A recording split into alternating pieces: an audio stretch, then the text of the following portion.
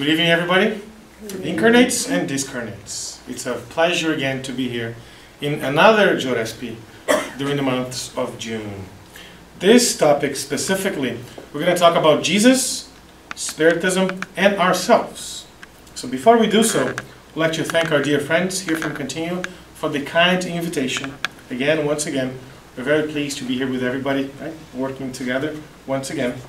Also, I'd like to thank the benevolent spirits who are here with us and really pledge and ask for their guidance, their support, and their aid while we're talking, really representing their words and their knowledge. Right? Everything we've done was so kindly prepared, this talk. We have no pretensions whatsoever to be the experts of the topic.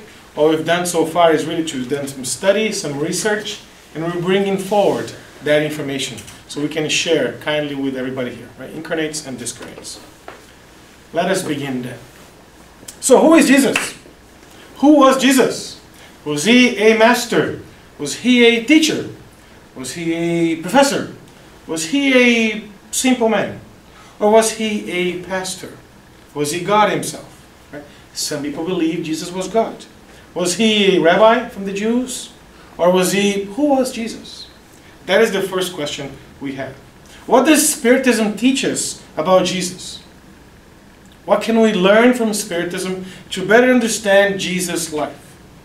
His messages, right? His teachings, his accomplishments. These are the answers we're going to try to come up with during the talk of this evening. So let's start. Let's see who Jesus was. If we look at, Jesus the Christ, the word Christ, right, or the Christ means the anointed one, or those who are, or the person who is rubbed all over in oil. Has no meaning for us whatsoever, right? I mean, who does nowadays get all rubbed up in oil? The closest we get nowadays is when we go to the beach and you get some sunscreen lotion and we put some sunscreen lotion on. That's the closest that we get. But the translation from the Greek means that the anointed one, the one who has been rubbed in oil and so forth. If you go a little bit deeper in the etymology meaning of the word, in the Old English, it was spelled like this, C-R-I-S-T. In Latin, it's Christus. And in Greek, Christos. Different meanings, different spellings from the same word, Christ. And Christ really means an ideal type of humanity. So if you look about the word Christ, if you think about the word Christ, some people would say, oh, it's the Messiah, or it's the sent one, the person who was sent to present us that message, that consolation, that consoling message, the final word on the spiritual life. A lot of people would say that, oh, Jesus was himself the Christ. We know he was Christ. But for many other people, their Christs were not Jesus. For many other friends of ours who don't understand yet the teachings or his teachings, think of Christ as somebody else, other folks. Those are the things we're going to learn this evening. Carl Gustav Jung, one of the fathers of analytical psychology, him and also together with other psychologists in the field, developed this ideal humankind.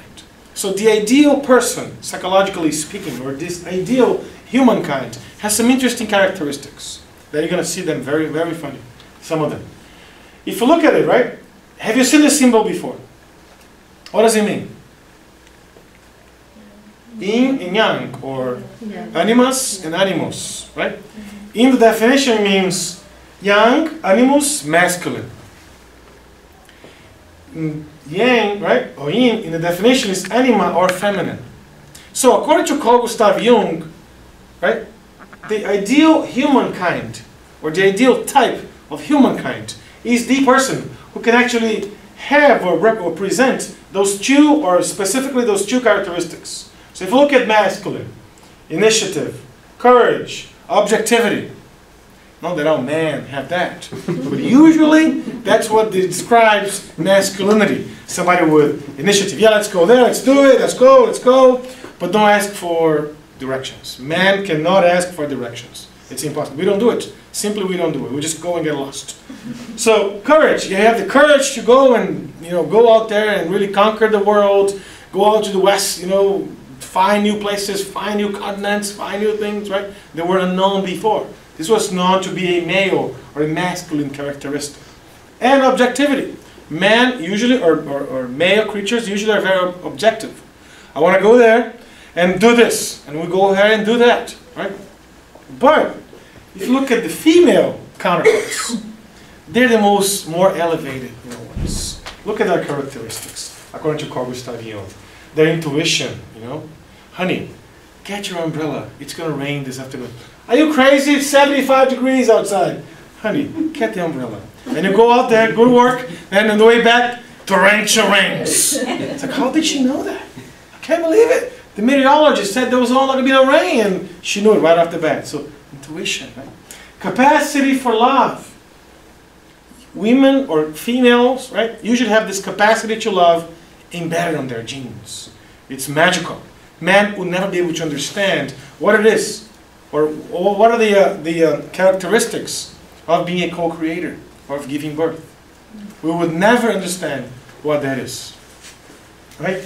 And this spiritual wisdom. If you look at Spiritist centers, the majority of folks are women. I'm not wrong. Happens here, happens everywhere. Why? Because women are usually tuned more to the spiritual wisdom. And men are very worried about what? Their football games, their cars, their houses, their possessions, electronics. No, I'm just kidding, right? Usually not as much as women, what we're trying to say. So Jung defines this ideal type of humankind, a person that has those characteristics together. And you see that maybe some men or some males have initiative, but they lack courage. Or they have objectivity, but they don't have initiative. So it's there. But they have all three, but they have none of this. Maybe they have intuition. Yeah, very medium, intuitive medium, but they don't have courage, initiative to do something else. To go out and start a new Spiritist center. I live 200 miles away from here. I keep coming here every week. Hey, come on. There's a message behind it. Why don't you start something, right? So maybe those characteristics are not found in males and females. So according to Carl Gustav Jung, he described this ideal type of humankind, a person that possesses all those characteristics. Both usually are commonly found in males, and those usually are commonly found in females. And who that person is? Is it you? Yeah, definitely not me, right? Who that person is? It's Jesus, folks. That's him, himself. So he was really this ideal type of humankind. If you go back to the scriptures, Jesus being animus, right? John chapter 2, verse 13 to 25. When Jesus got into the synagogue, he saw his disciples making the synagogue a stock exchange, like a market, selling things, transforming the synagogue into a public market. What does he do? He goes, get out of the synagogue right now. I expel you from here. You should not be allowed to be in this place. Right? This is a sanctified place. Because if you don't go out and do it, I'll destroy everything. And in 4 days, I'll rebuild another temple like this. So he was trying to pass the message to the disciples that what they were doing, we shouldn't be doing. That's wrong. He had what? He was objective. Get out. Move away from here. Now. He had the courage to do so. They could have said, you know what, Master, we're not leaving. But his moral authority presented himself as, you are going to get out now. He had the initiative to do that. To really protect, right, the place that people used to go to pray, to connect with God. That is the most basic definition of what religion is. To connect ourselves with God. Every religion, every temple, every church, every synagogue, every mosque has the same objective in the world. To connect their followers, people that go there, with God, with our Creator. Same meaning. But if you look at Jesus, right, with his anima side. Remember what anima used to be? Or his anima's characteristics? Capacities to love, right? Intuition. When he was talking to the children, he used to say, "Let the children come to me." He was always very kind, very feminine, with this hugely capacity to love. Every single one of them, right? Every single one of those children, and even everybody who came across his path. He had the capacity to love. He had the intuition, right, to present us his teachings, and so forth. That is in Luke chapter 18, verse 15 to 17.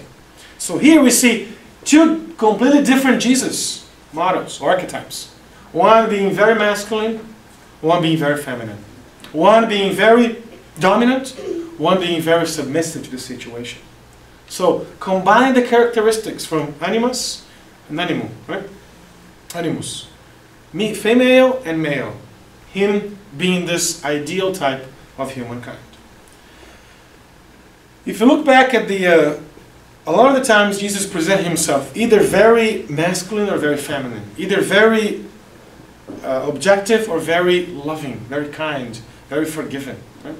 This is the message that we need to remember at all times. Because in this incarnation, I'm a male, or I decided to be a male. I decided to be masculine. I decided to be a man. Right? In the next incarnation, who knows? I might decide to be female. Right? I might decide to come in a body that reflects my female organs. Or I might even come in a body that doesn't reflect my female organs, and I decide to be female as well, which happens all the time in the world. So, we need those experiences.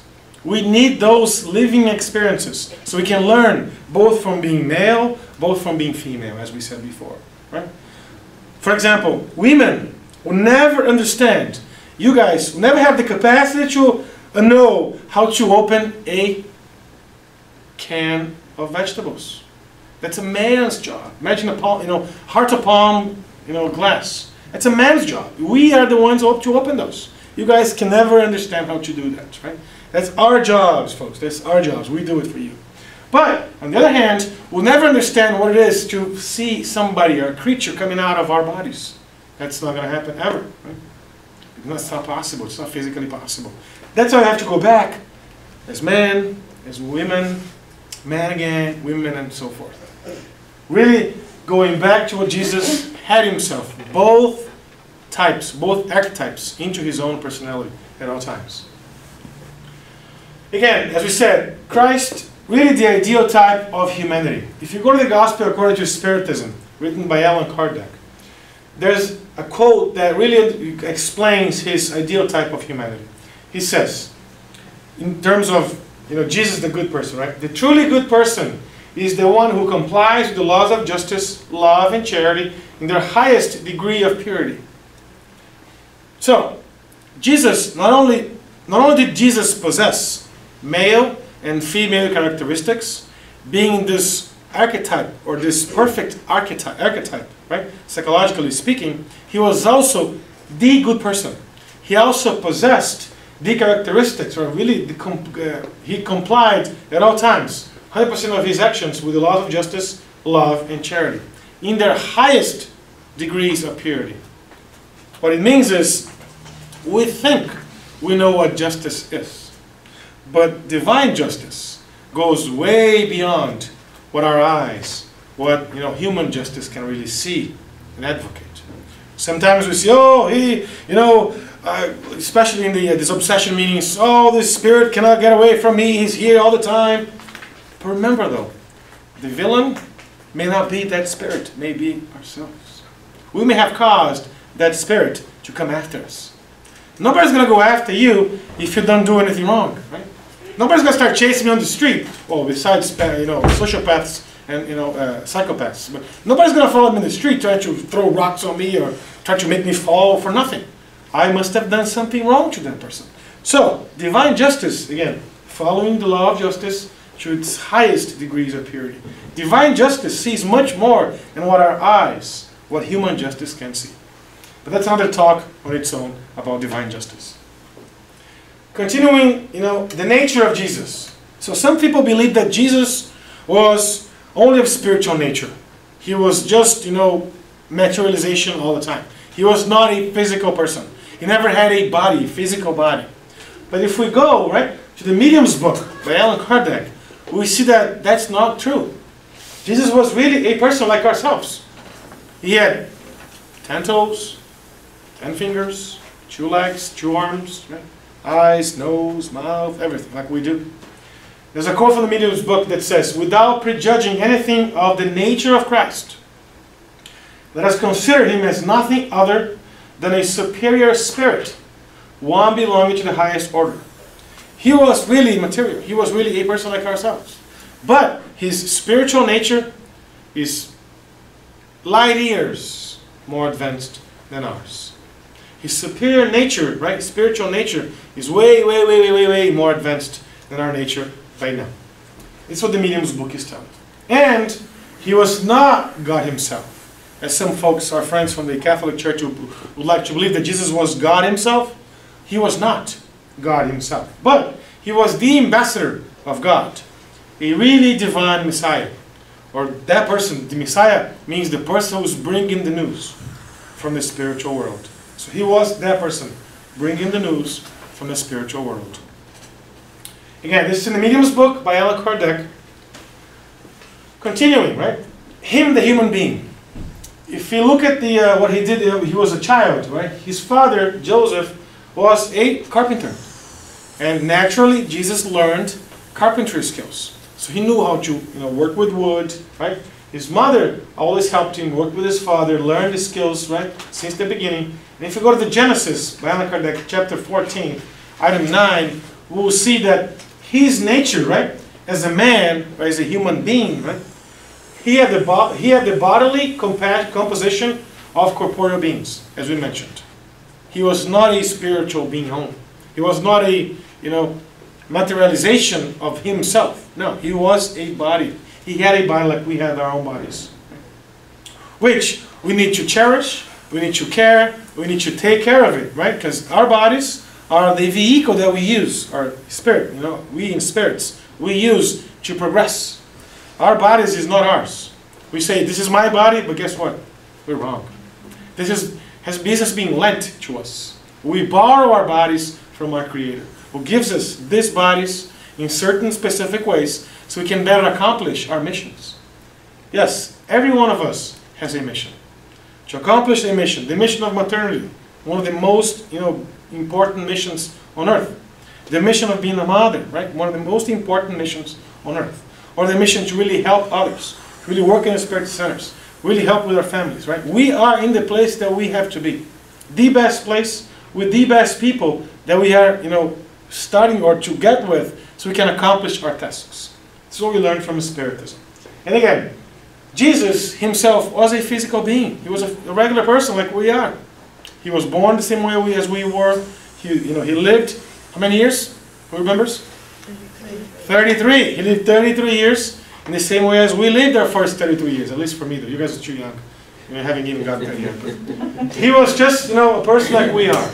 However, his superiority over humans was only of a spiritual nature, corroborating or helping us understand that him as a human being is the same. Because not only Jesus himself, he could not break divine laws, right?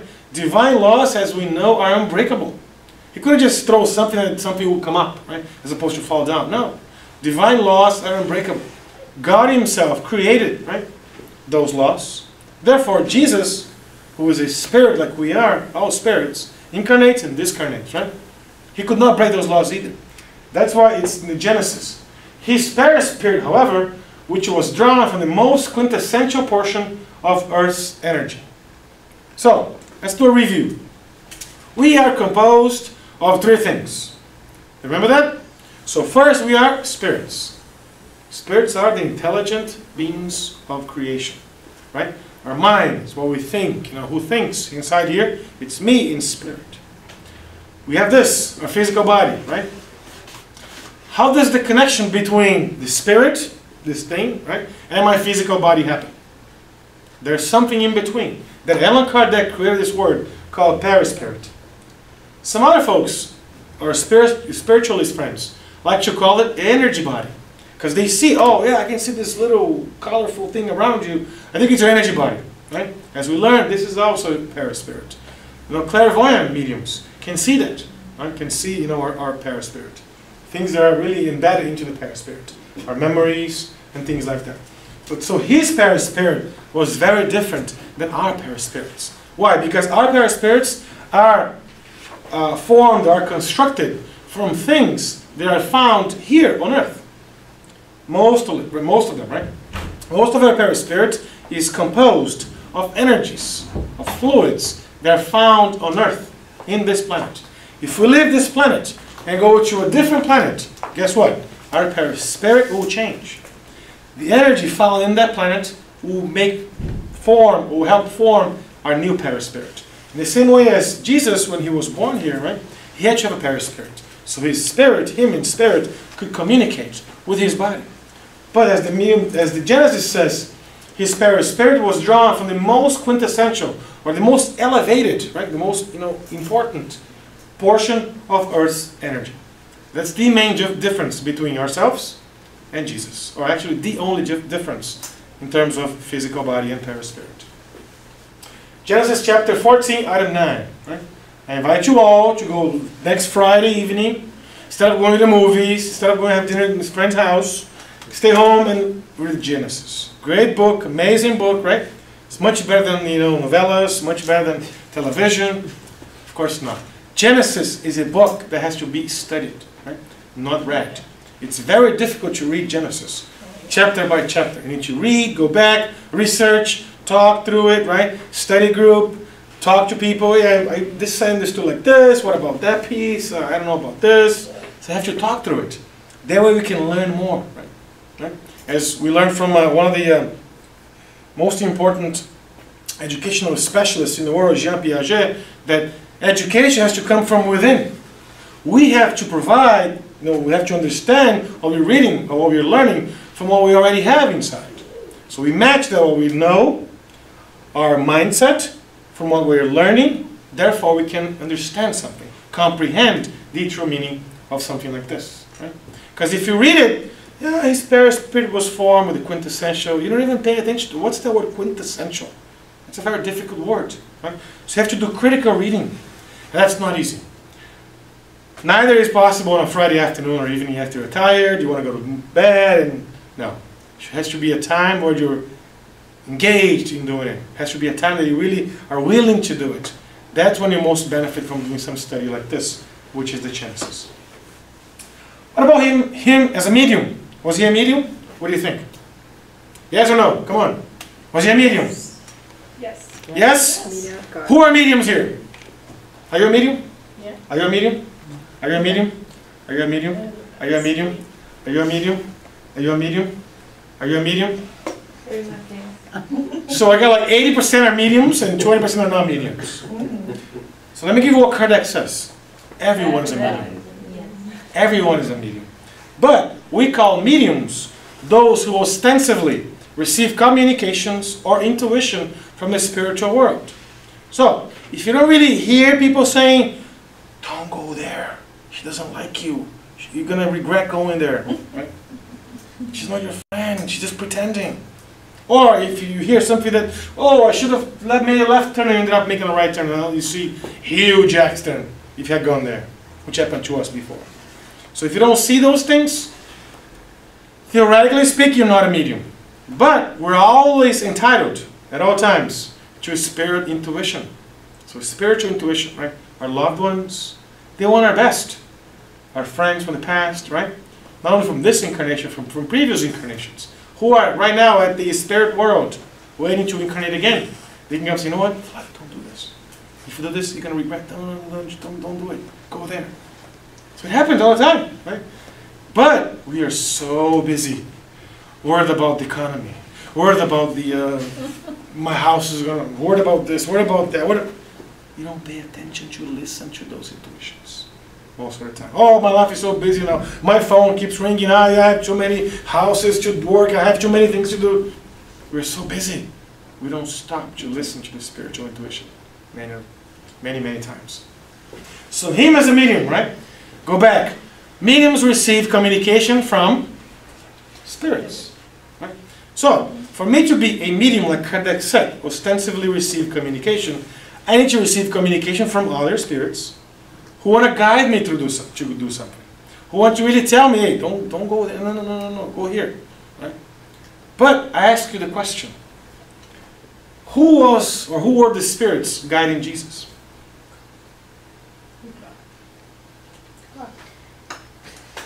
Wrong, wrong, and right, and right. The question was, who were the spirits guiding Jesus?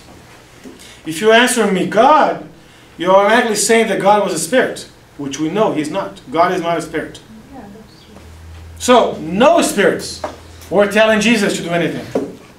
He was the medium from God. So the only communication He ever received was from God Himself. Right? So, He never received a different input. Because nobody else, till this day, as we know, have record of, were more elevated than Jesus Himself.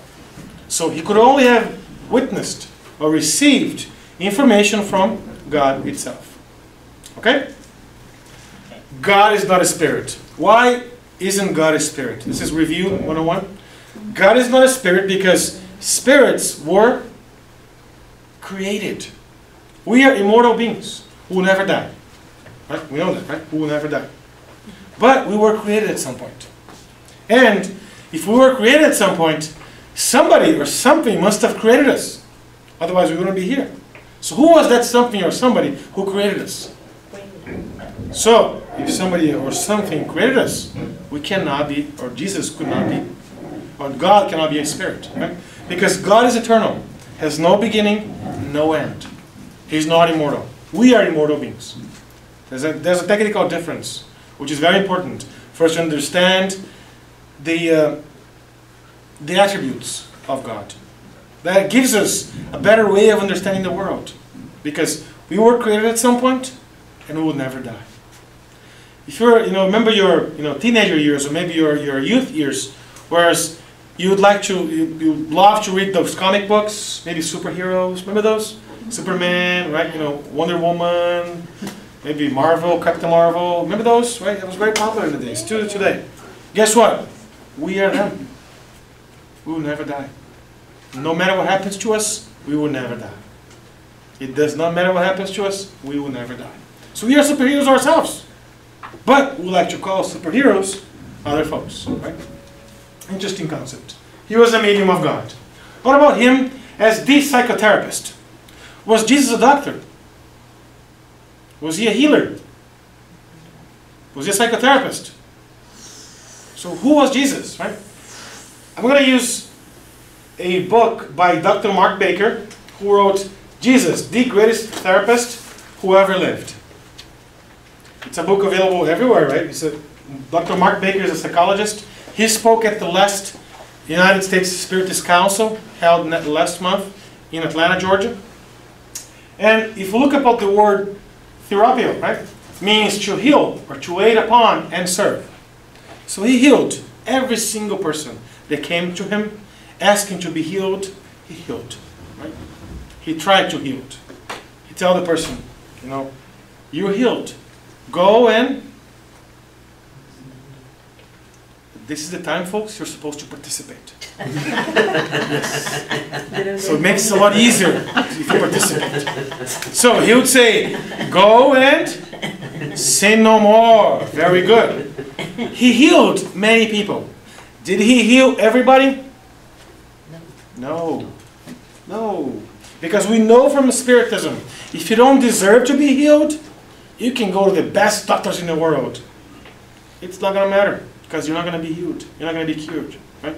We have to change. We have to modify our behaviors. Right? Mens sans corpus sanus, as we used to say, right? In Latin. If our minds are sane, our body is also sane. A lot of studies nowadays prove that healthy mind, healthy body. If we have healthy thoughts, if we forgive, right? If we love, we live healthier lives. Science is proving what Jesus did 2,000 years ago. And what Spiritism first brought forward 5 years ago. So what we learn from Spiritism is if we don't change our thoughts, our actions, our behaviors, we can get healed now, but next month, next year, a couple of years, a couple of decades, we'll be back, in the same position. We have to change. So Jesus knew that. Of course He knew it. So He used to say to people, go, you're healed. But go and sin no more. Because if you're back in the same behaviors, guess what? You're going to go back to the same place as you were before. That's why he did not cure, he did not heal everyone. Not everybody that came to him had merit to be healed, deserved to be healed. The question for us is, do we deserve to be healed? Do we deserve to receive what we're receiving? Are we, meritful to be in the place that we are today? Or are we actually maybe loaning or getting loans from the spiritual world? Some people are actually, in that position, which is a very dangerous one. Maybe being negative in this spiritual accounting, right? It's a joke that we like to say. So, he used to say, it is not the healthy who need a doctor, but the sick. So if we are healthy, guess what? We don't go to the doctor. Maybe once a year for a checkup and that's it. Right? If my tooth is paining, I go to the dentist. If it's not paining, if it's not hurting, I just keep eating, right? Everything's fine. Same thing with him. Right? He used to say, go and talk to those prostitutes. Go and talk to those low-life people because they need help. That's why you see most of the Spiritist centers, at least in Brazil, also here, are in a location that are the most needed location. Not from a material perspective, but also from a spiritual perspective. It's not by chance, right? It's not by accident that this place is here. It's not by accident that a Spiritist center is open. Of course not. There's a lot of planning in the spiritual world, right? A lot of intuition. A lot of what? Mediumship. Oh, go there. You have what it takes to open a Spiritist center. Come on, go and do it. You're a good person, right? People need, your help, your support. And Spiritist centers, temples, and things, other places, other charitable institutions are born or are created. So him as a psychotherapist, he talked to people. He tried to change their behavior. Stop sinning. Stop. Don't live that life. That life is not going to take you anywhere. That's the same message that we learn in Spiritism, but in a greater context. In a greater context, we learn from Spiritism. We learn from Spiritism that, guess what? Our thoughts drive our actions. Our actions drive people's thoughts. And their thoughts drive their words and also their actions. So if you don't change our thoughts, guess what? I'm gonna still say those words. I'm gonna still offend people. I'm gonna still hurt people with my words, like swords, right? Delacerating people's, dreams, ideas, and so forth. I'm gonna still behave in the same way I'm behaving right now, and that behavior is gonna reflect on my children's behavior, on my friends' behavior. Right? Imagine if Mother Teresa was found one day, getting drunk at a bar. How would you think about it? Right? That doesn't make sense. I can't believe it. Right? So, that's why Jesus used to say, be yourself. Yes. If you say yes, it's yes. Right? Drive your words, but also your actions. Not only your words. A very difficult thing to do. We know that, right? But we learn from Spiritism that we have to start changing our thoughts. If we don't change our thoughts, right, our behaviors won't change. And I believe that we are at a point that we've started changing those thoughts already. I mean, I would like to believe that nobody here wants to kill anybody anymore. We've done that before, right? Oh yeah, we've done that before. Trust me, we've done it, right? Nobody here wants to do that any longer. So we are at the point that, but sometimes you want to just slap somebody, We're still in that position. But we're still thinking. We stop at thinking piece. We don't talk. I would like to say that we like to think that nobody's talking about it, right? We don't act on it, right? So we're trying to content or to really seclude to thoughts only. This is the natural, way that we're trying to learn. We learn from Spiritism. We control our thoughts, right? And then later, after controlling our thoughts, right, our behaviors will change. It's the same way as most people do charity nowadays because they know there's a benefit behind it. They know there's a benefit, maybe material benefit of tax breaks or whatever. Or as we learn from Spiritism, most people practice charities because they know they're going to get something out of it. You know what? They're in the spiritual accounting, if you will. If I do to others, I'll receive later on to myself. We're still in that position, right? We don't do true charity like Mother Teresa does, used to do. Right? We don't practice true charity like Divaldo does. We're not there yet. But at least we're trying to change that thought. We already, oh, I know that I got to be a good person. I know that I got to be this. I got to do this. I got to practice charity. I got to love. I got to forgive. I got to be indulgent to people's mistakes. I got to do all this. But it's not easy. It is not easy. But Jesus knew it. So he was already that psychotherapist, talking to people. Nobody threw you any rocks, right? Nobody condemned you when he was talking to the woman who was, caught in adultery, right? Woman. Nobody condemned you. I'm not going to condemn you either. But go there, because behind every woman who commits that, sin, there's a man who did not stay close to you. So it's not your fault only. Right? So he knew that. So he knew our psyche much better than we, even psychologists, know it today. And that's why he was the greatest psychology of all time, psychotherapist of all times. Moving forward, the perfect model. So, we all have models. When we were children, our models are our parents. Oh, my dad is this, my mom is like that, or my uncle is like this, usually. Oh, my grandfather, my grandmother. Usually it's somebody in the family. Once we grow up, maybe it's somebody close. Maybe a friend of our parents, maybe the kid in school that gets all the A's, or we start, increasing the number of models in our lives. So, as we learn from Spiritism, Jesus is the perfect model of all times. The perfect model. That's why Kardec asked the spirits, what is the most perfect example that God has offered us as a guide and model? And this is the shortest answer from the Spirit's book. Jesus, that's it. One word. Shortest answer from the Spirit's book.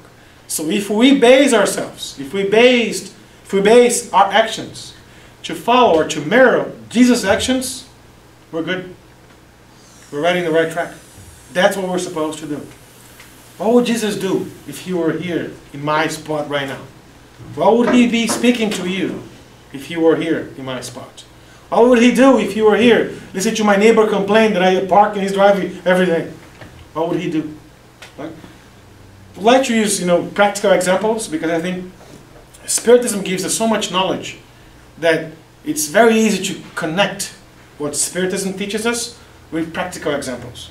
Because those real-life examples, you park in somebody's spot, or you don't wait for the line in the supermarket, or you get in traffic on 95 at 5:30 in the afternoon, those are very good examples to really test if we're doing well or not. Right? Oh yeah, I'm nice, I forgive everybody, here in the Spiritism Center, I'm the best person on earth, oh yeah, and then get behind the wheel, drive 5:30 in the afternoon, he wants to kill everybody. Oh boy! Start swearing at people, and come on. Are you the same person? I don't know. Are you that person I met in the Spirit? No. You have twin brother? You must have twin brother, because I can't believe that. Folks, that is reality. That's where we live. That's why it's important to use those words, or we learn from Spiritism, or we learn from Jesus' teachings, and apply them as much as possible into our lives. That's why he spoke in parables, because he knew that those parables could be used from that 2,000 years ago through now and forever.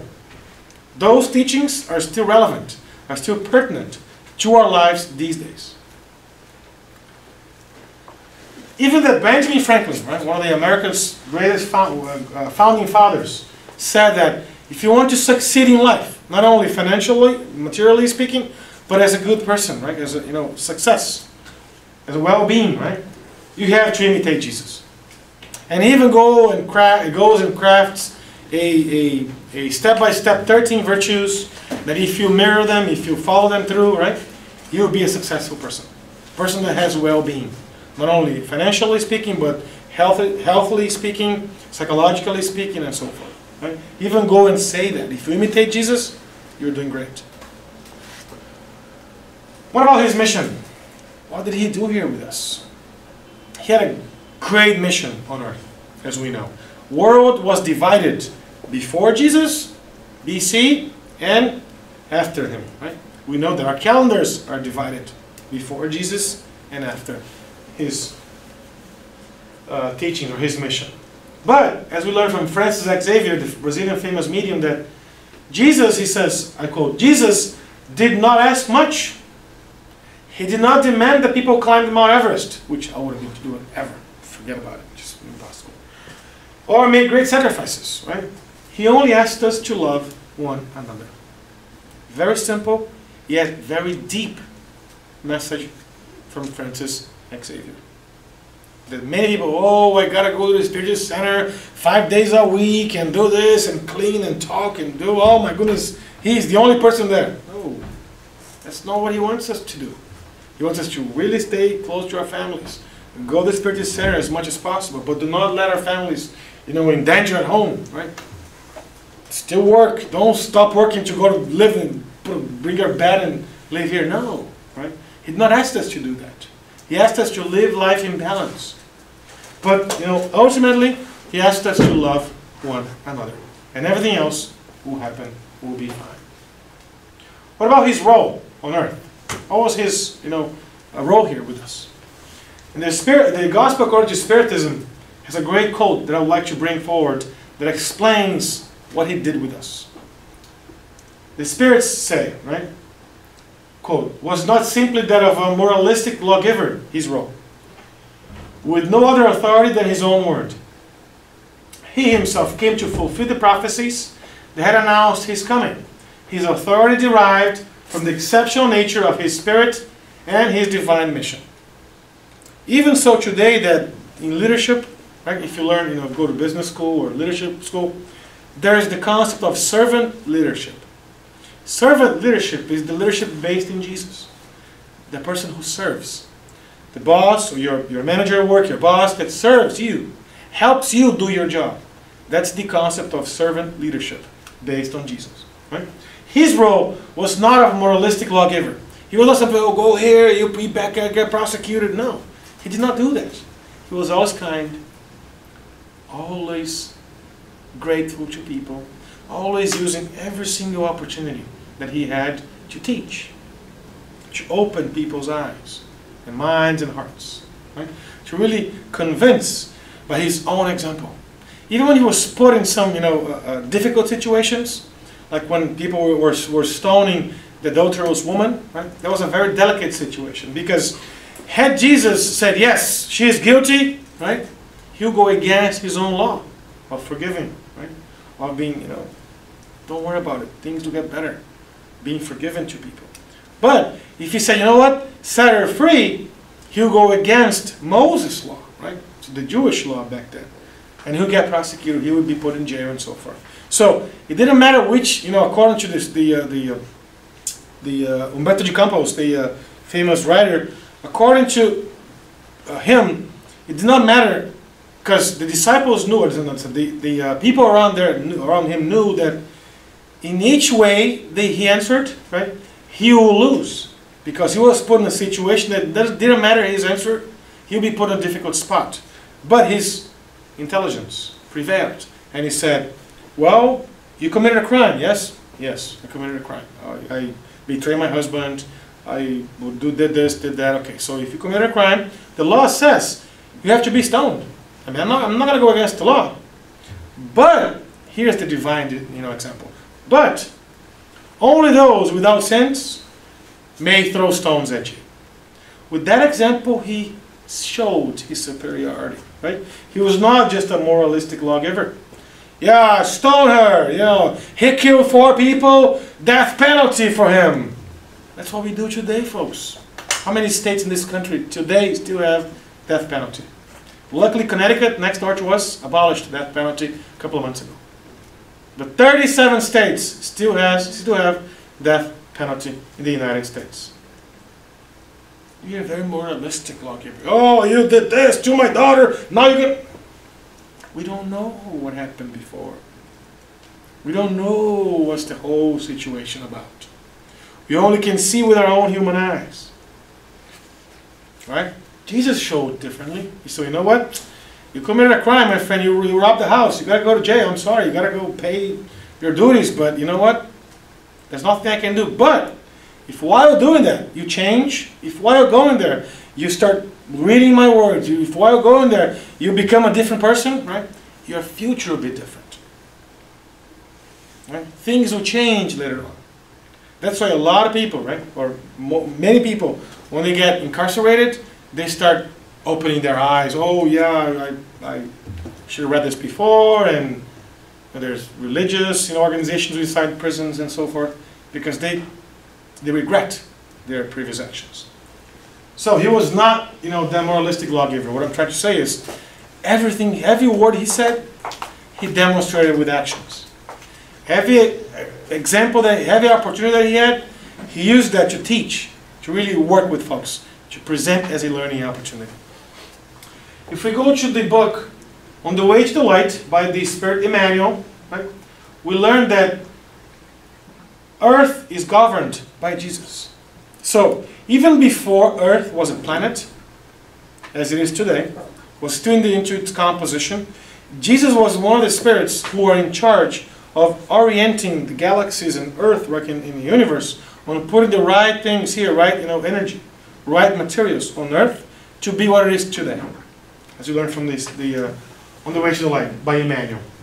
I'm going to quote what he says there. The traditions of the spiritual world tell that in the guidance of all phenomena in our solar system, there is a community of pure spirits, very important, pure spirits, selected by the Supreme Lord of the universe, which is God. Right? In their hands reside the directing guidelines for life for all planets. So, in the solar system, we have many planets. Right? How many? In the solar system? It should be 9, but Pluto was demoted. Not a planet anymore, so it's 8. So in the solar system we have 8 planets. Earth is one of them, right? Jesus is the governor for Earth. There are other spirits like Jesus who govern other planets in the solar system, according to Emmanuel. Right? And he continues. The community of angelic and perfect beings, of which Jesus is one of its members. So, the community of angelic and perfect beings. Jesus is already perfect. He was already perfect even before he was incarnated. Did he have to come here with us? He did not. He decided to come. He volunteered to come because Earth was going into a very difficult situation at that time. Right? So he came to help us change our thoughts, words, and behaviors. Change all that. Really give a different direction to where the world was going. Right? So that community of angelic and perfect beings, Jesus was one of its members, right, had already met twice in the proximities of Earth for the solution of decisive issues in the organization and direction of our planet. Interesting here is that this book was firstly published in 1938 by the Spirit Emmanuel, as you all know. 1938. So, this community of angelic and perfect beings, whom Jesus was one of those spirits, met on the proximities of Earth twice to really resolve or to solve some decisive issues in the organization and direction of our planet. This was written in 1938. What happens in 1939? Historians? No? Second World War. So they were already planning what they were going to do in the spiritual world to really control the Second World War. It was inevitable at that point already, 1938. Right? So as we know, folks, that nothing, not even the war, nothing goes without permission, right, of the spirituality. That's why we learn from Spiritism that on Earth there are many, many people who are unjust. They're not fair to others. They commit crimes, they commit atrocities. I mean, how could you do something like this? I mean, you don't even remember. I mean, you don't even want to talk about it, right? There are many unjust, unfair situations, as we know. What poverty still, almost half of our population on Earth live with $2 a day. So you're all rich here, according to the standards. We're all rich, right? But simply living in the United States, we become rich because we live with more than $10 a day, right? Already, right off the bat. There's still many situations that to our eyes are very unjust. It's not. We say, oh, how can this be fair? Don't we ask that question? But we learn from Spiritism that nothing is by accident. Nothing happens by mistake. And nobody on Earth is unjustified, right? Nothing on Earth happens without justice, without divine justice. So if I'm going through a difficulty in my life, if I'm going through some atonement, whatever it may be, right? Stop and meditate. God, why did I do to have to go through this? What have I done in the past that I have to go through this now? Right? Stop and meditate. Because when we pray, what do? We ask God, God help me. Help me give light my mind, my soul, my heart, so I can make better decisions in my life. We're asking for something. God, thank you. You're the kingdom of the world. We're really giving, gratefulness to God, and we're asking for something. But many times, we don't stop to listen. That's why when we meditate, we'll listen to God's answer. So if you're going through something, whatever it is that you're going through your life, we all go through some difficulties. Everybody on earth suffers. Had suffer? Is suffering now, or will suffer later. This is a trial and expiation planet, folks. We all suffer. Somehow, some way, sometime.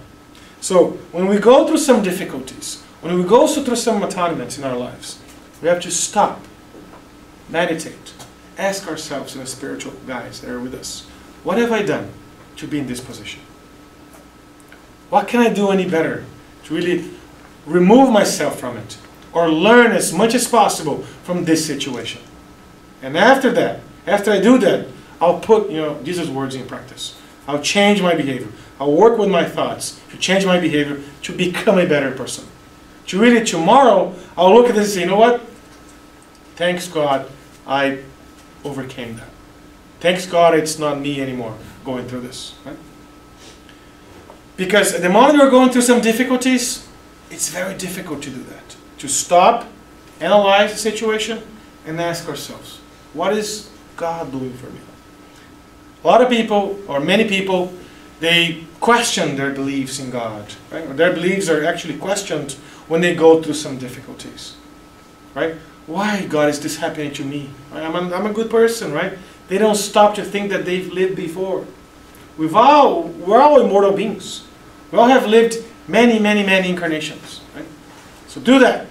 And we'll see that, these spirits who are here with us, they always help us. They're always with us, giving us intuition, right?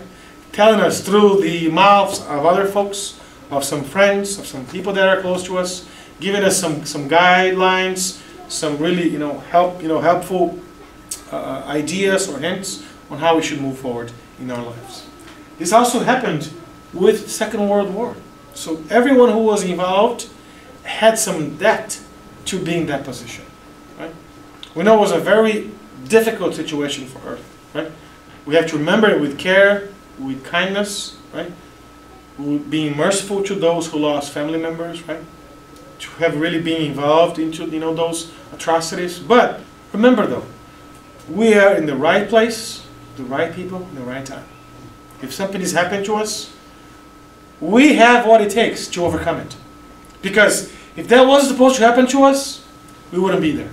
And as we learn from Spiritism that our loads are not heavier than our bags or our trunk can carry it. Whatever it is that's happening in our lives, we can overcome it.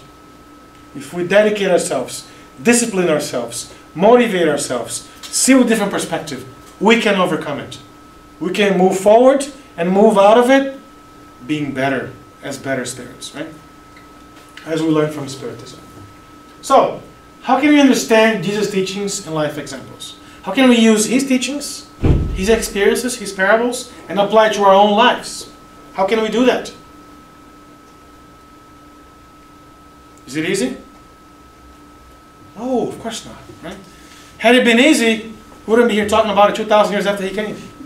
We wouldn't need Spiritism to tell us with better and deeper content what he told us 2,000 years ago. We need this. We're like child, folks. We're like children. Come on, don't put your finger in that little hole. It's going to give you electric shock. And turn your eyes and the child gets, cries. And that's us. That is us, folks. It's not any different. Be more patient, right? Show more dignity. Show more mercy, right? Forgive more. And guess what? Tomorrow, we're back in the same routine again. That's why we got to, again, study constantly. Right? Come to the Spiritist Center. Go to the church. Talk to people. Read. Connect ourselves with good spirits. Right? The Medium's book is very clear when he says the only and most effective way to remove bad spirits from us is not to come and get access. That's only one of them. But the most effective way is to attract good spirits. Because the moment we start attracting good spirits to us, guess what? The bad ones say, oh, I can't interfere with this person. He's just too good. I can't interfere. He's not listening to me. Imagine if you have a friend, or a so-called friend, and tell him, hey, do this. Hey, do that. And the person never does it. How far would go your patience? If you tell them 4, 5, 10, 20 times, eventually you stop telling that person to do something, right? Because that's what the same thing happens with spirits with us. They're telling us to do things. Good spirits, Flávio, don't do this. I mean, you should have known better, right? I mean, you're a spiritist. You go, you study every week. Why are you doing this still? And if I keep doing it, guess what? He's going to get tired of saying that. All right, I have some other people that can help right now. Maybe he'll be able to be helped later, but not now. Same way as in spirits who are not that enlightened yet. In order for us to put them away from us, we have to attract good spirits. And the easiest way to do that is follow Jesus' teachings. Do better, right? Love more, forgive more, be more merciful, right? Be more indulgent, practice more charity, and so forth. And Jesus gave us his message of love throughout his teachings, right? If you look at his blessed, friends, say sentences, right? They're all there. He's telling us that blessed are not those who are rich, those who have money, or those who have possessions. No. Blessed are those who are poor in spirit, right? Because for theirs is the kingdom of God. And he keeps going and going and going. Blessed are those who mourn, for they shall be comforted. Right? If you're mourning, whatever it is that you're mourning right now, the pass of a loved one. Right? Sometimes you mourn because you lost your job. Sometimes you mourn because a good person, a person close to you, right, moved away. Happens very often. Right? We will be comforted, as Jesus promised us. Blessed are the gentle, for they shall inherit the earth. We got to be kind to people. We got to be gentle to people, right? Blessed are those who hunger and thirst for righteousness, for they shall be satisfied. Those who thirst and hunger for righteousness want to see good deeds or good actions at all times. Those who are not okay when they see something wrong. Those who speak up when they see something happening, right? Even if speaking up can get them into trouble, which sometimes it does, as we know. Right? Blessed are the merciful, for they shall receive mercy. We got to show mercy to others. You know what? I know we made a mistake, but I'm your friend. Give me some time, and I'll forgive you. We'll put this behind. Right? Let's show mercy to folks who are still struggling to really, move on. Blessed are the pure in heart, for they shall see God. Blessed are the peacemakers, as we learned from Emmanuel as well. Spiritists ourselves, we must be peacemakers. We must try to bring forward peace in every single situation that we engage ourselves with. Never confrontation. Never desolation. Never, right? There's a saying a very common saying here that, do you want to win or do you want to be right? When somebody's trying to convince you of something, and that happens all the time, no, it's not. I've been there twice, and I know it's not this. I said, come on, I was there yesterday. Yeah, maybe I didn't look it well, because if you want to convince people, you may not be right all the time. Right? Do you want to convince, or do you want to be peaceful? Blessed are those who have been persecuted for the sake of righteousness, for theirs is the kingdom of heaven. So he's talking about those who have been persecuted for the sake of righteousness. How many slaves we still have today in the world? Right? Slavery is still today, folks, 2012. We still have so many people being enslaved, right, today. Blessed are you when people insult you and persecute you and falsely say all kinds of evil things against you because of me. How many people got, crucified? Joan of Arc is a great example because she said, you know what? I'm a Christian, I believe in Jesus, and whatever it takes, I'll believe in Jesus. Rejoice and be glad, for your reward in heaven is great. For in the same way they persecuted the prophets who were there before you. So, This is not new. What's happening today is not new. What's happening today happened before, and it will happen again in the future. Right? The whole idea of wars because of religion. 80% of every single war fought in the world were because of religion. 80%. It's just too many. Because my God is better than your God. And your God must be better than my God. No. God is also one. It's the creator, supreme intelligence of the universe. First question of the Spirit's book. Right? When we learn that from Spiritism, our minds get changed. We see things with different perspective. So, oh, I see why people want to do this. I see why our folks from different, philosophies or different faiths are going this route. Because they want to win. They don't want to be peaceful. Right? But we should know better. We have this knowledge to our, in our hands. We have to be peaceful. We have to be peacemakers. Let's bring forward a message, when Jesus was talking to the woman, he said, "You shall love the Lord your God with all your heart, with all your soul, and with all your mind, and with all your strength.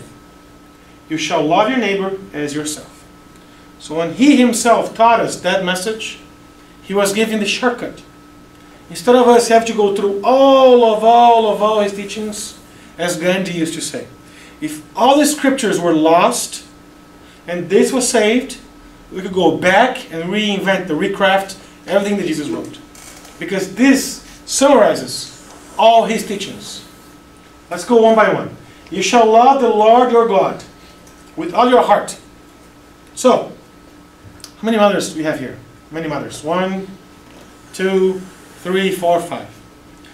Do you love your children? Very much so, right? But do you love, how many children do you have? 1? So you're not going to answer this question. 2? So do you love your children differently? I love Joe more than Mary. Or I love Kathleen more than Amanda. No. You love them equally. You may deal with one better than the other because of, temperament. But loving is the same. When Jesus asked us to love our God with all our heart, that's the closest we can get. The love from a mother to a child. All your heart. Everything else doesn't matter right now. Everything else, folks. All our heart. All of it. 100%. Everything else is secondary. That's what he's telling us. And with all your soul. Soul, spirit, mind, knowledge.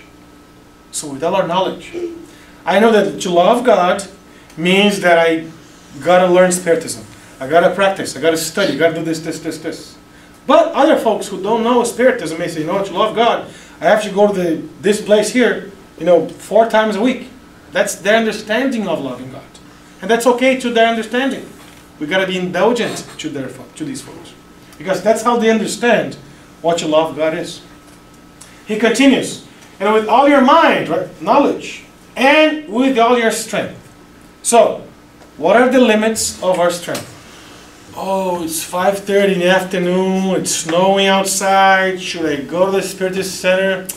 I know I'm scheduled to give passes, but somebody else will do it for me. So tired, I work all week, oh my goodness. I worked all week and I cleaned 4 houses, I worked in construction, landscape, I carried 45 different stones and they'll understand, right? I mean, come on. She doesn't understand, it's just, I'm so tired. Sorry folks, that's not what Jesus is telling us. All your strength, we can do it. We can do it. If we look at how much work Divaldo puts in, right? He comes here, he works in the morning, channeling messages. He gives us the seminar in the afternoon. We go have dinner with him, right? He goes back to his room around 9 o'clock at night. He starts channeling messages till 2, 3 o'clock in the morning. By 6, he's already up again. Breakfast, going to different places. And over and over and over again. No holidays, no vacation, no, let me watch the game now, I'm so tired. Put your feet up. No. 83 years old. So, we have what it takes to love our God with all our strength. Are we doing it? It's an answer that every one of us have to answer by ourselves. And he continues, you shall love your neighbor as yourself. So how much you love yourself, it varies. People, they may not love themselves. We know that. But we have to love our neighbors like we love ourselves. Every situation. I'm in this negotiation right now, and he wants to sell me this car, but I know the car is not. I'll make a profit on it. I mean, that's common, folks. That's common every day. The business world, interactions. It's very common. We are loving ourselves more than we are loving others. It should be equal, right? If I'm doing this, as equal responsibility, equal benefits, right? That's why I used to say that people are very common. The words nowadays are equality, right? Equality or human rights campaign, equal rights to people. I will go forward and say, you know what? I don't want equal rights. I want equal outcomes. Because rights, everybody has the same rights, but the outcomes are different. If you're in some situations, let's say if you're born in some locations, you have more, access to things. So the outcomes are very different. So when we learn from Spiritism and Jesus, the outcome should be the same for you and your neighbor. The rights and the outcomes should be the same. Doesn't matter if it's you because you are so-and-so, or it's somebody else because somebody else is so-and-so. No, it's the same for everybody. That's why I say that Jesus himself was the first feminist that we know. Equal rights to women as to men. He was the first person who gave equal rights, so who proposed equal rights to everybody. Doesn't matter if you're Christian, if you even believe in me or not, doesn't really matter. He didn't say that for you to really do this, you gotta, no. As we learn from Spiritism, right? Spiritists are those, we shall recognize Spiritists by their moral transformation, Kardec used to say. By the efforts they apply to dominate, or to really dominate, or to control their bad tendencies or inclinations. Allan Kardec didn't say, for you to be a Spiritist, you have to go and do passes. No. He didn't say that. He didn't even say that you have to read the Spiritist book. No. He said that for you to be a Spiritist, you have to daily transform yourself. Constantly transform yourself. Constantly work on changing, right, your bad tendencies. Constantly say, you know what? I don't like this Flávio. I don't like it. I want to change this part of me that I don't like. Folks, there's a lot of places in me that I don't like. Trust me, right? I'm just like you. I've just studied this maybe a couple hours more than you are studying right now. That's the only difference between you and ourselves, right? There's places in me that I don't like. So I'm trying to modify it. I'm trying to work on it, but it's not easy. It's hard. But my tries, right? These trials that I'm going through, this characterizes me as a Spiritist. And by going through those every day, every week, like St. Augustine used to say, before you go to bed, rest your head and think about the things you've done that day. The things you're pleased with, be thankful to your God, and reproduce them the next morning. Right? The things you're not very good with it, right? You don't like it very much, try to change and do not replicate them anymore. If you work on it, you achieve perfection. So those are the things that we're learning from Jesus and Spiritism, and our own practical way of solving problems. That's why I loved the introduction message that says, Spiritism is not the recipe. Because many people, folks, nowadays, are looking for the magic pill. Have you heard about the magic pill? The magic pill of getting an A in the test. The magic pill of losing weight. The magic pill of learning that subject. The magic pill of getting healthy. The magic pill of getting a better job, of moving different place or going. Let me tell you one secret. There's no magic pill. No. It's all from our own individual work. We gotta stretch our sleeves and do the work. If we don't do the work, guess what? It's not gonna happen. It is not going to happen. Because as we learn from Spiritism, nothing happens by mistake. Nothing is, by accidentally, I'm here. No, it's not. I'm here because there's a purpose for me to be here with you folks tonight. Right? There's a purpose that I spend a lot of time studying this, to give you this message. There's a purpose you're here learning this tonight. Right? So you can apply it to your own lives. That's how those are the things that we learn from Spiritism.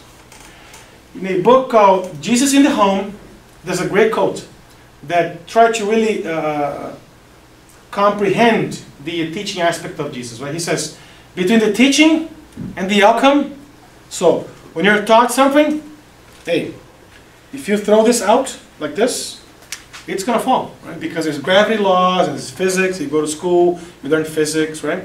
You learn that. So between the teaching and the outcome, everything depends on the apprentice. If I want to study, if I want to learn more about the gravity law, right? The experiments which were done to prove that law and so forth. If I'm here learning Spiritism, right? What does it take for me to become a better person? What does it take for me to really excel in my spiritual life? What does it take for me to be a better parent, a better friend, a better mother, father, uncle, dad, son, daughter? What does it take for me to do X, Y, Z? If we know that, right, it all depends on us. We don't look for the magic pill any longer. We don't look for the secret recipe somewhere else. We don't. We don't go to the psychic, which is unfortunately very common in this place of the country.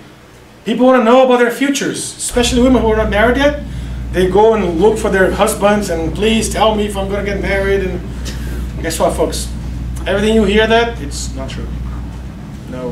If you want to get a husband, the best and most effective way is talk to people. Go where people are. Don't stay at home and try to find a husband or go, those are the secret pills, right? Easy enough. Jokes aside, right? The apprentice, ourselves, it's all going to depend on us. The work that we do, we carry out to achieve that perfection. That is the message we're trying to pass and really have you folks work with us in this idea. So, we learn what Jesus was, or what Jesus is. This ideal type of humanity, right? The feminine, masculine, right? Man, woman, kind, objectivity, intuition, capacity to love, right? Initiative, courage, right? That's the ideal type of humankind. How much do we assimilate? How much are we similar to Jesus himself? Right? How much are we close to him? Because guess what? We'll get there one time, eventually. We are constantly progressing. We are immortal beings. And we are going to achieve the same level as Jesus is. It may take light years ahead of us, yes. Many times, many incarnations, as we know that. But we'll get there sometime. Right? This is the message that we learned, right, tonight. His message, his role, his mission, his mediumship. This is what it's important for us to understand, that Jesus was not God. Jesus was not a doctor. He was a doctor of souls. He was a psychotherapist. Right? He was a healer. Jesus was not a priest. Of course not. Right? Jesus gave us ideas. He gave us teachings. He gave us some, examples, real life examples, so we could actually work on it to better our lives, our own lives. What about Spiritism? What is Spiritism? What is Spiritism doing, helping us to understand more Jesus, or to understand more the concept of the Christ, as we know Jesus is? If you go to the book called The Spiritist Philosophy, it's a book written by Allan Kardec, he writes that, quote, Spiritism is a science that deals with the nature, origin, and destiny of spirits, and their relation with the corporeal world. So, this is the true definition of what Spiritism is, according to Allan Kardec himself, the codifier. So it's the science. It's a science. He didn't say it's the science. He said it's a science, because there's many other sciences that are today dealing with the spiritual world, right? Medicine, integrative medicine nowadays is open their eyes to spiritual world. So many other fields or faculties are describing or actually developing theories and studies around the spiritual world. So he said it's a science that deals with the nature. Where do we come from? Who are we, right? The origin. Where do we come from? Who are we? We are spirits. We are immortal beings, right? We're intelligent creatures of the universe. We're intelligent beings of the universe. Where do we come from? What happens to us in our previous incarnation? Where are we going next? Right? So, if you want to answer, if you go to one of those psychic places, hey, where am I going to be in 2020? And you come and ask us here, we'll tell you. You want to know where you're going to be in 2020? Look at your actions now. Your actions now will tell you how you're going to be in 2020. If you're following your teachings, if you're trying to, really striving to be a better person, guess what? 2020 comes and you'll be a better person. You are going to be a better person. Right? The destiny of what's going to happen to us in our lives if we do good to others today, if we are charitable, right? If we try to practice Jesus' laws into our own lives, guess what? The future is going to be awesome, folks. Really, really great. Does that mean it's going to be suffer-free? No. We're still going to suffer. But as Spiritism tells us, it teaches us, right? It gives us the proper tools that we can better deal with suffering. It gives us the tools to really remove things that are not fine within ourselves anymore. I don't like that part of me. You know, how can I remove that, move that away from me? Spiritism gives us those tools. This is the brilliance of Spiritism, right? The beauty of Spiritism. And the relation between corporeal world and spiritual world. Mediumship. And we learn from Spiritism that mediumship, right, has its purpose. Not everybody is a medium in that term, right? Communication and so forth. And we learn also from Jesus and Spiritism that you are going to be, right? You are the light of the world. And this is very proper to the symbol of this Spiritist Center. Because all of us, every single one of us are, or is, right? Every single one of us, you know, is the light of the world. We are the light of the world for our children. We are the light of the world for our friends who need some help. We are the light of the world for those who are still not seeing properly, and so forth. So remember that. Remember that what Jesus was is to us what Spiritism does. He opens our minds. We can better understand who Jesus really is, right? And He gives us proper tools so we can better address those difficulties. We can better address those problems. He gives us the tools to really remove those things that we don't like it anymore. It really gives us the pathway, right? That we can start, you know, changing our minds, changing our actions, and changing our behaviors towards it. I'd like to close this with Jesus, our best model and guide. The best model and guide. If you're ever in doubt, what should you do? Ask yourself, what would Jesus do if He were here in my shoes right now? Would He go this way or that way? Would He beat this or would He beat that? Right? And He said in Mark chapter 8, verse 27, quote, "Whoever desires to come after me, let him deny himself, take up his cross, and follow me." Deny himself. Deny our selfishness. Right? You are not that important person you thought you were. No, you're not. Right? We are not that important folks. Right? Take up our crosses, our difficulties, our problems, our atonements, our suffering. Take that up with us. Because guess what? If we are suffering, it has a purpose. Right? And follow Jesus into His pathways, into His footsteps, that tomorrow will be a better day. Thank you, and may Jesus and the good spirits always protect us. Thank you.